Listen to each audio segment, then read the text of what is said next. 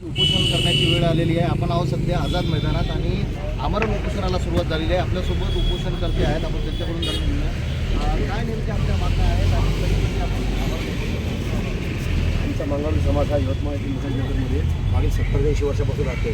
परंतु आम्हाला शासनाच्या हक्काच्या जागेसंदर्भात अजूनपर्यंत कुठल्याही प्रकारचं विविध आंदोलने उपोषणे केल्यावर सुद्धा जर आम्हाला जागा आमची भेटत नसेल, हीच जागा आंदोलन उपोषण करताना तात्काळमध्ये देण्यात यावी, आमची ही मागणी आहे. ती जर देता येत नसेल तर आमचे मृतदेह शासनाने इथून घेऊन जावे, त्याशिवाय आम्ही इथून हटणार नाही. ही अशी आमची प्रथम आणि महत्त्वाकांक्षी मागणी आहे. जी मागणी पूर्ण झाल्याखेरीज आम्ही हे उपोषण मंडप सोडणार नाही. निश्चितच मान गारुडी समाज जो आहे तो महिला आणि पुरुष आणि लहान लेकरांसोबत जो आहे तो आज आमरण उपोषणाला बसलेला आहे. आपल्या हक्काचे पट्टे देण्यात यावे अशी त्यांची मागणी आता जोर धरत आहे. संदेश कान्हू, जय महाराष्ट्र न्यूज, यवतमाळ.